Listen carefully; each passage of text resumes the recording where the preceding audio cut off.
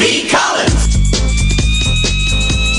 Peter B. Collins News and Comment. It's Wednesday, October 24th, 2018.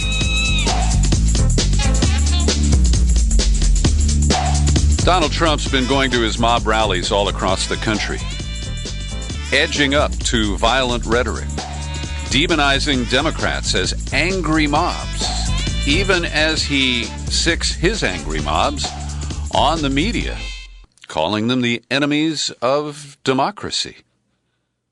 And today it reached a new and dangerous level, as we learn that George Soros is not the only one who has received a pipe bomb.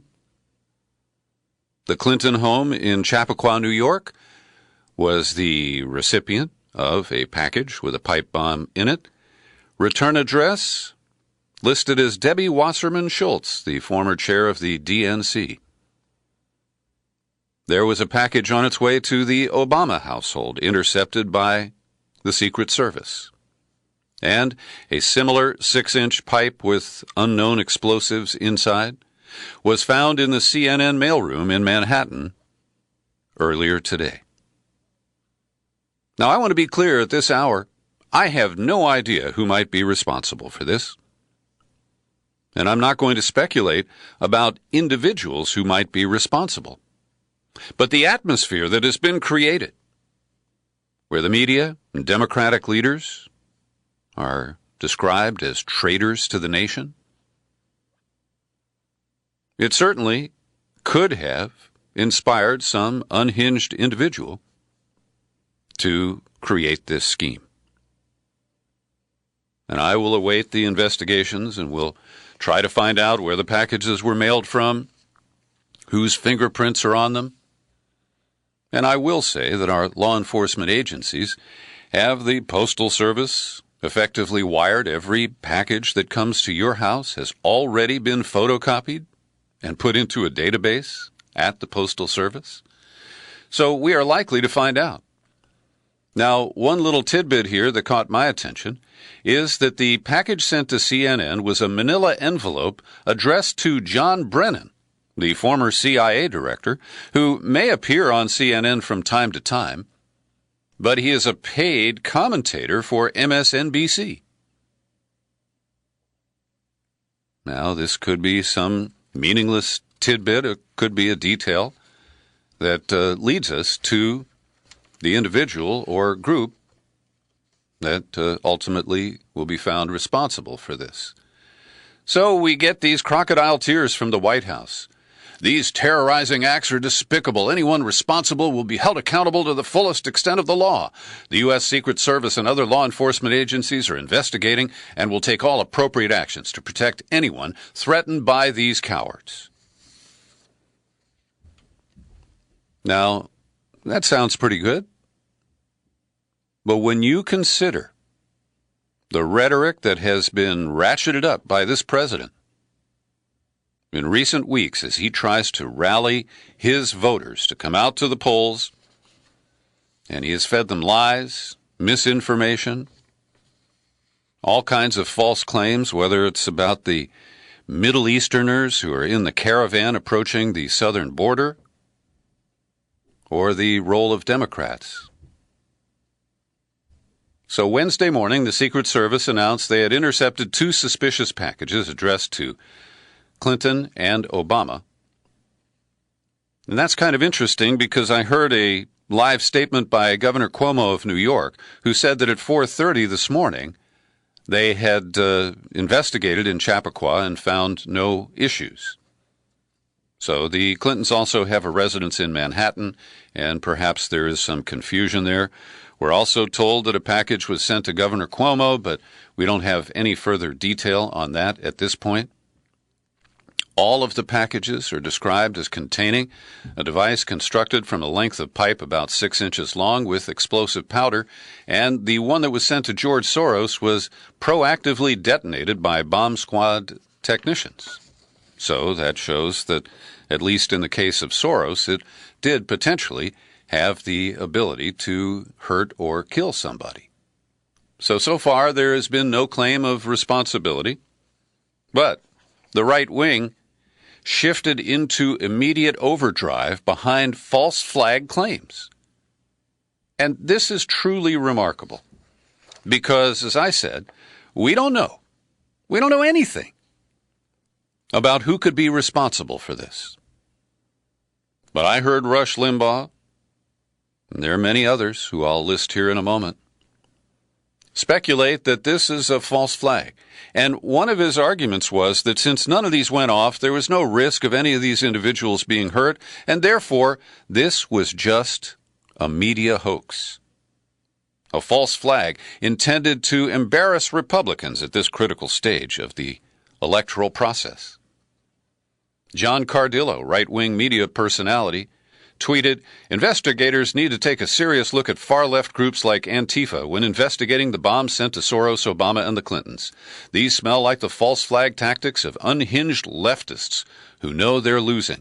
That unhinged term is one of the key talking points. I'll bet that Frank Luntz researched it in a focus group. It is consistent.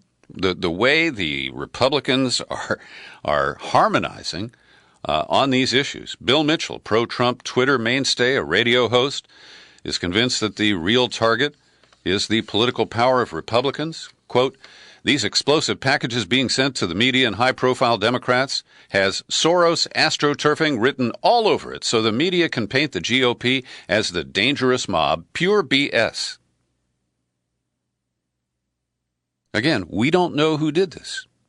And I will concede that it's possible that this is some kind of a dastardly scheme by the deep state, by Democratic operatives, to skillfully blame this on the Republicans. But I know enough about the Democrats and the left that they're not very well organized in this way. Now, over at Reddit, there are posts blaming Bill Ayers, the former Weather Underground organizer who has been on our podcast several times. And I heard Limbaugh suggesting that a Democratic operative was more likely to have sent the devices than a Republican because Republicans just don't do this kind of thing, he says.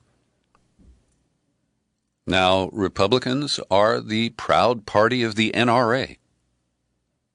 The Second Amendment people who believe that, well, it's okay to take the law into your own hands. And that kind of mob mentality is much more common on the right, I believe, than on the left. And as I heard Limbaugh instructing his listeners that nobody knows more about liberals and the liberal mind than he does, and this is just an example of the desperation of the angry mob that is unhinged after the Kavanaugh confirmation process. Mike Flynn Jr., he tweeted, "You see, the left already blaming the GOP for this. If I'm wrong about this being a political stunt, I'll own up to it. But timing is everything, folks. And the timing given, how close we are to the midterms, is highly suspicious." Frank Gaffney, who is the Muslim hunter of the right, his tweet, "None of the leftists ostensibly targeted for pipe bombs were actually at serious risk, since security details would be screening their mail. So let's determine not only who is responsible for these bombs, but whether they were trying to deflect attention from the left's mobs. And where are the left's mobs? They exist only in the imaginations of the right-wingers who attend Trump's rallies and are fed these outsized lies." Ann Coulter, tweeting, "From the Haymarket riot to the Unabomber, bombs are a liberal tactic." Really. Bombs are a tactic of deranged individuals. And sometimes they are not political partisans. Now, this is a rich claim from the Washington Post toward the end of its coverage of these issues. It says, "The first viral false flag theory may have been the 9/11 truther movement, whose devotees spammed out blog posts and suspect documentaries claiming the U.S. government secretly masterminded the September 11th attacks as a pretext to start the Iraq War. In some versions, CIA operatives imploded the World Trade Center with demolition charges. In others, the government used cruised missiles disguised as planes." Now, let's be fair here. There are some extremists who claim to be 9/11 truthers who have said some of those things. Now, I've never claimed that CIA operatives installed demolition charges. I've only noted the work of Stephen Jones, peer-reviewed, that showed nanothermite particles in the debris from the World Trade Center at multiple locations in the Ground Zero zone. And yes, I am a truther. I don't believe the official story, and you can call me a false flag promoter, a tin hat conspiracy theorist, but it won't change my view. And this is the way they try to control what we think and what we learn from our media. It is quite insidious. Trump's incendiary and reckless rhetoric is extending into other areas that could be linked to these attempted bombings. We don't know. But at the rally in Houston where he hugged Ted Cruz on Monday night, he also embraced the word nationalist as applied to himself. He said, really, we're not supposed to use that word. And he loves to do that, say, I'm not allowed to do something, and then he does it. You know what I am? I'm a nationalist, okay? I'm a nationalist. Nationalist. Use that word. Use that word. And when a reporter asked him on Tuesday why he used that word, given its association with racist movements, he professed ignorance of that history. I never heard that theory about being a nationalist. I've heard them all. Now that he contradicts himself right there, but that's the way his fertile mind works. I'm somebody who loves our country. I'm a nationalist. It's a word that hasn't been used too much. Some people use it, but I'm very proud. I think it should be brought back. Now, our government uses the term nationalist to describe political figures in other countries that represent a threat.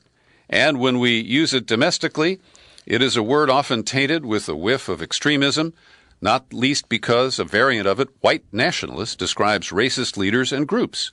American politicians traditionally stick with the safer term patriot, says the New York Times. And so at the rally in Houston, he said radical Democrats, and I don't know that there are more than a handful of radical ones in the country this day, want to turn back the clock to restore the rule of corrupt, power-hungry globalists. You know what a globalist is, right? You know what a globalist is? A globalist is a person that wants the globe to do well. Frankly, not caring about our country so much. And you know what? We can't have that. Now, that little word salad of incoherence is just another example of how ignorant Trump is and how oblivious he is. Well, maybe he's not oblivious, but he is unconcerned publicly about the impact of his dangerous commentary. And, of course, he's the bully who will never acknowledge that his words have an impact and could have been the inspiration for these attempted bombings of Clinton, Soros, Obama, and CNN. And by the way, we're hearing early reports unconfirmed that Eric Holder may also have been sent a package like this, and perhaps Debbie Wasserman Schultz as well. We'll find out in the coming days. So when Trump uses the word nationalist, he is, either intentionally or not, aligning himself with true white nationalists in this country. And news today that the FBI has arrested the leader of a violent California neo-Nazi gang on a federal conspiracy charge after he apparently fled to Central America earlier this month.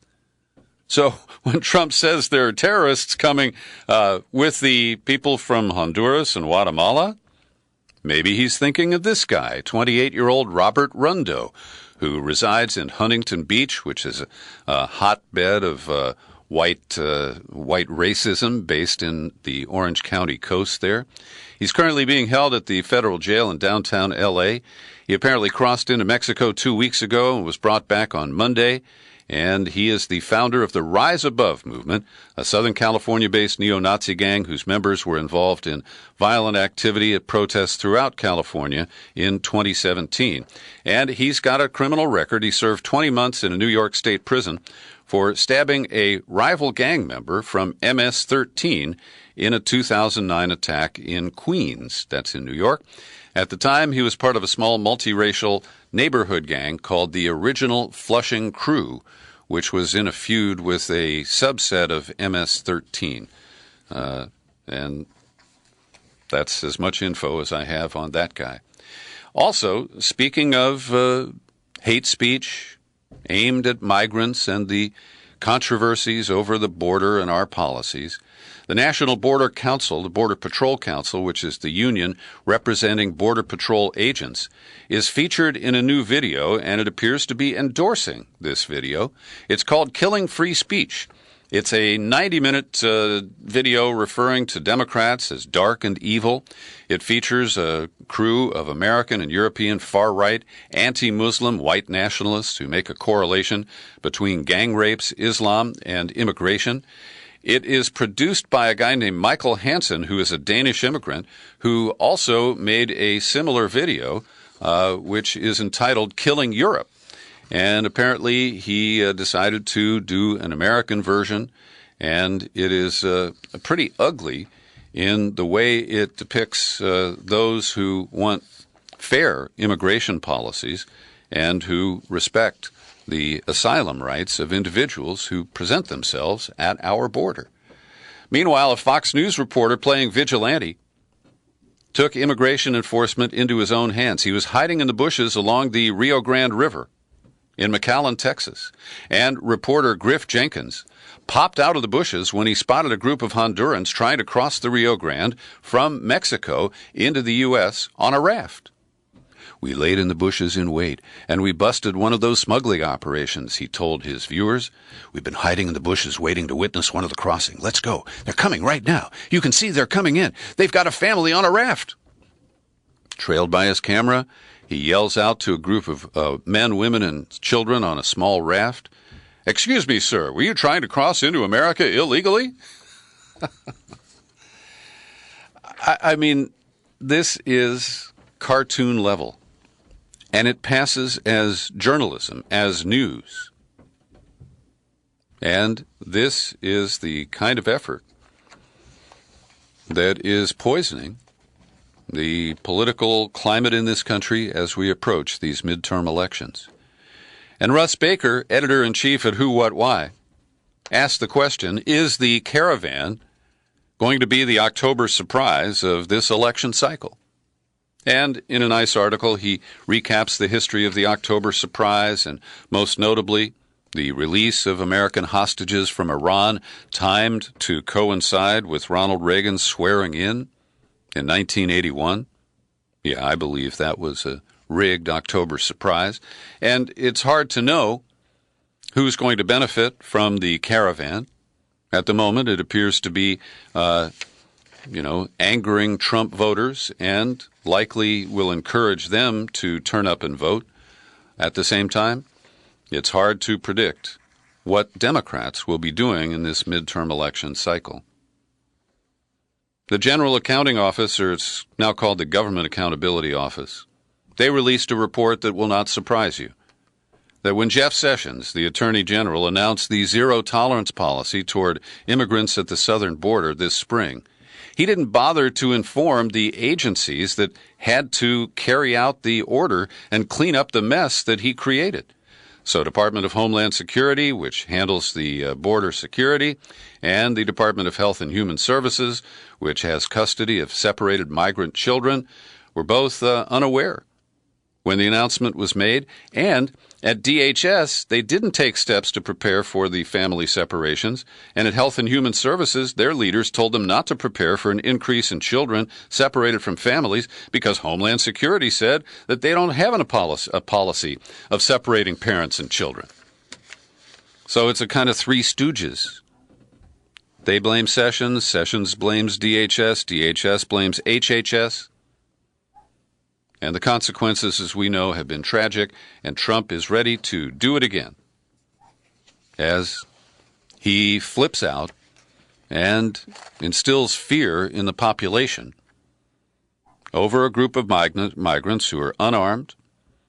Yes, there are allegedly 7,000 of them, but the last time we had a caravan, by the time it got to the border, they were down to the hundreds.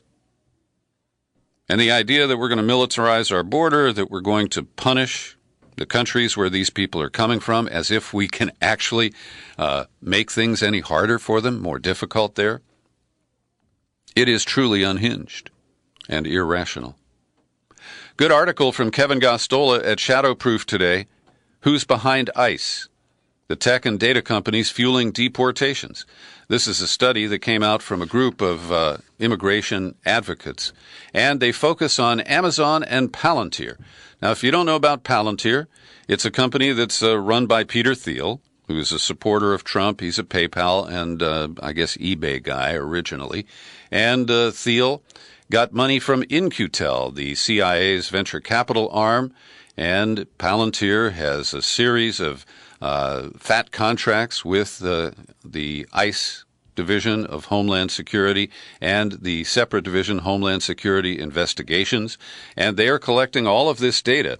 And what is alarming about this report is that Palantir and Amazon also serve, and they merge the data from the immigration security work that they do with the terrorism and law enforcement vertical integration that occurred after 9/11 with the Joint Terrorism Task Force, the fusion centers, and the basic integration of our police state operations.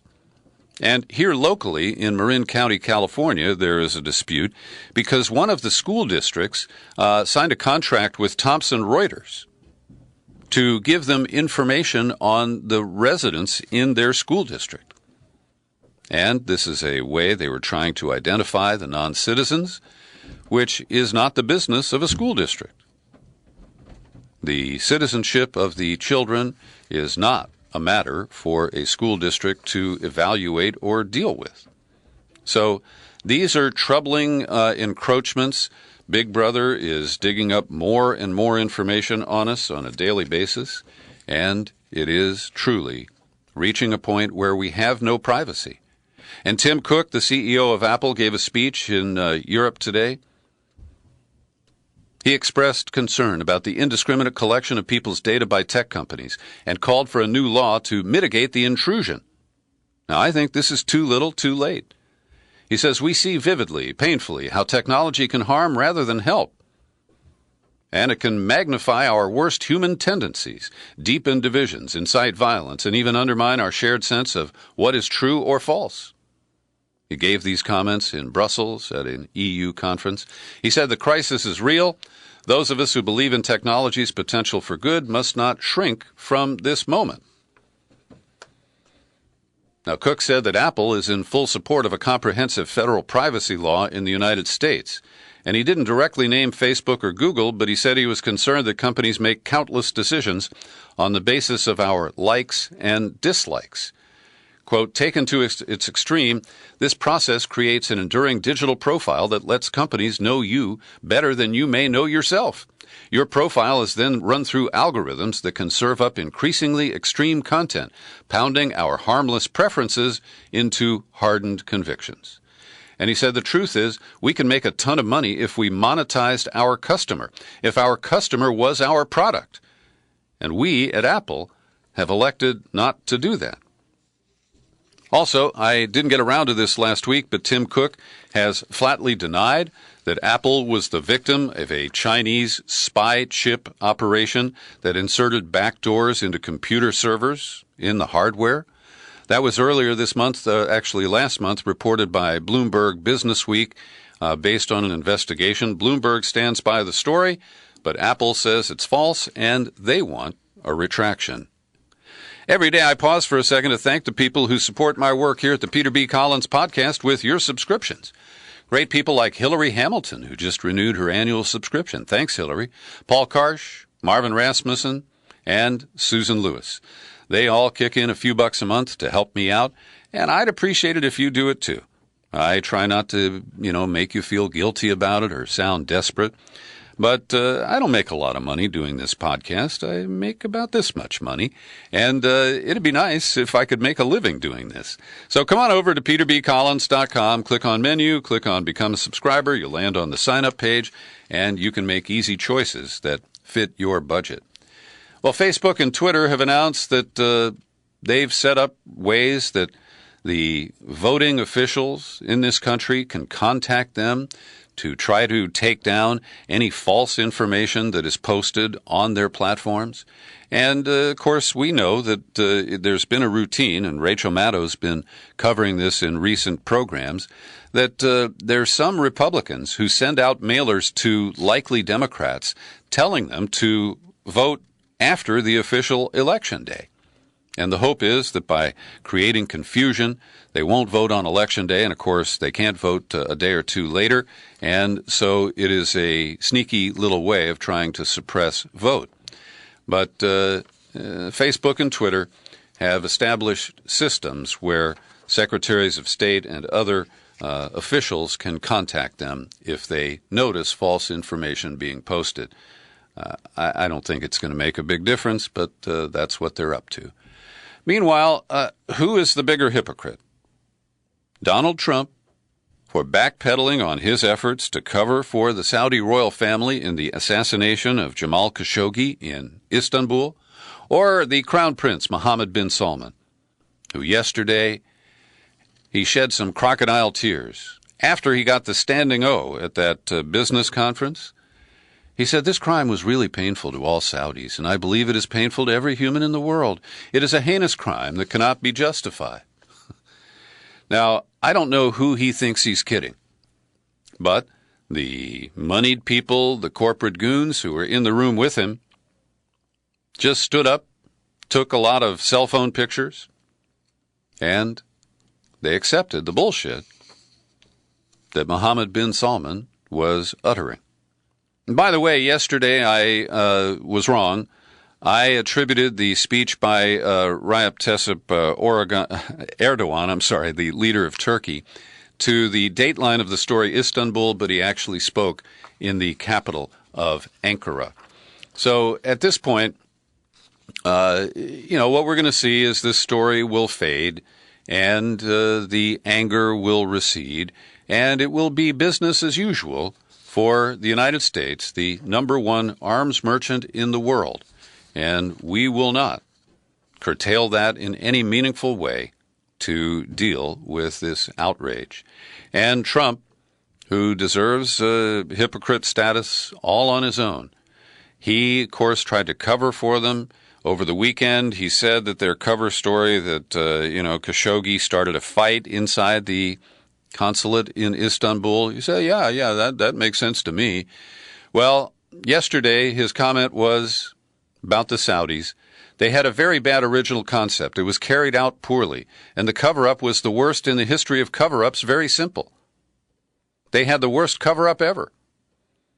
Where it should have stopped is at the deal standpoint, when they thought about it. Because whoever thought of that idea, I think, is in big trouble, and they should be in big trouble. Do you notice there's no moral statement here?